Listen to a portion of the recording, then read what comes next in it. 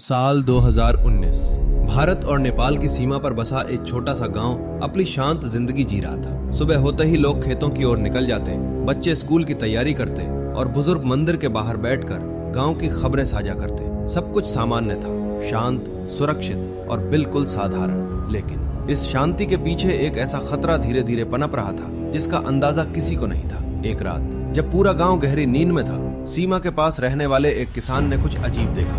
दूर अंधेरे में कुछ लोग तेजी से चलते हुए नजर आए। उनके कंधों पर बड़े बड़े बैग थे, उनकी चाल घबराई हुई थी और वे बार बार पीछे मुड़कर देख रहे थे, जैसे कोई उनका पीछा कर रहा हो। किसान को यह सब सामान्य नहीं लगा। उसने तुरंत अपने पड़ोसियों को इस बारे में बताया। शुरुआत में लोगों ने इसे साधारण तस्करी समझा और ज्यादा ध्यान नहीं दिया, लेकिन अगले कुछ दिनों में यह घटना बार बार होने लगी। अब गाँव वालों को कुछ बड़ा होने का शक होने लगा। दिन बीतते गए और सीमा के पास अजीब गतिविधियां बढ़ती चली गई। रात के समय अनजान लोग गांव के आसपास घूमते नजर आते। वे कभी किसी से बात नहीं करते, न ही दिन के उजाले में दिखाई देते। उनके पास हमेशा भारी बैग होते और वे हमेशा सीमा के पास किसी खास जगह पर इकट्ठा होते। अब गांव वालों के मन में डर बैठने लगा। उन्हें लगने लगा कि यह सिर्फ तस्करी का मामला नहीं है, बल्कि कुछ और बड़ा खेल चल रहा है। और तभी गांव के एक जागरूक व्यक्ति ने यह जानकारी स्थानीय पुलिस को दे दी। जैसे ही यह खबर स्थानीय पुलिस तक पहुंची, मामले की गंभीरता को समझते हुए उन्होंने तुरंत ऊपर के अधिकारियों को सूचित किया। कुछ ही घंटों में यह जानकारी भारत की खुफिया एजेंसियों तक पहुंच गई और जैसे ही एजेंसियों ने इस सूचना का विश्लेषण किया,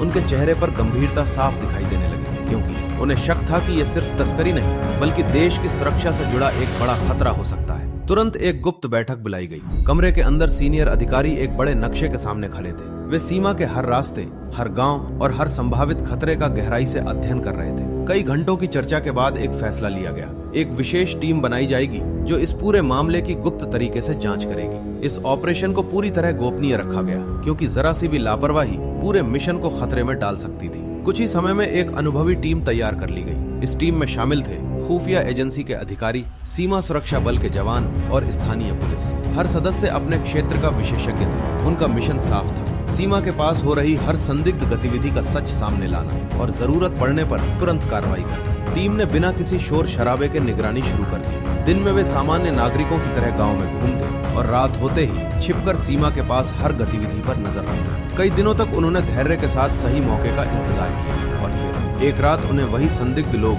फिर से दिखाई दिए। जैसे ही संदिग्ध लोग सीमा पार करने लगे, सुरक्षा बलों ने उन्हें रोकने का संकेत दिया, लेकिन संदिग्ध लोग अचानक घबरा गए और बिना एक पल गवाए तेजी से भागने लगे। अंधेरी रात में चारों तरफ अफरा तफरी मच गई। सुरक्षा बलों ने तुरंत उनका पीछा शुरू कर दिया। ये एक तेज रफ्तार पीछा था, जहां हर सेकंड स्थिति और भी खतरनाक होती जा रही थी। काफी देर तक चले इस रोमांचक पीछा के बाद आखिरकार सुरक्षा बलों ने संदिग्ध लोगों को घेर लिया। अब उनके पास भागने का कोई रास्ता नहीं था। कुछ ही पलों में उन्हें गिरफ्तार कर लिया गया, लेकिन असली सवाल अब भी बाकी था। उनके बैग में आखिर क्या था? जैसे ही संदिग्ध लोगों के बैग खोले गए, वहां मौजूद हर व्यक्ति हैरान रह गया, क्योंकि बैग के अंदर भारी मात्रा में अवैध सामान और नकली दस्तावेज मिले। कुछ दस्तावेज इतने सटीक तरीके से बनाए गए थे कि पहली नजर में असली लग रहे थे। अब यह साफ हो गया था कि यह सिर्फ एक छोटी तस्करी नहीं थी, बल्कि एक संगठित नेटवर्क का हिस्सा था जो सीमा के रास्ते देश में घुसपैठ करने की कोशिश कर रहा था। इस सफल ऑपरेशन के बाद पूरे इलाके में सुरक्षा व्यवस्था और मजबूत कर दी गई। सीमा पर अतिरिक्त जवान तैनात किए गए और हर गतिविधि पर कड़ी नजर रखी जाने लगी। खुफिया एजेंसियों की सतर्कता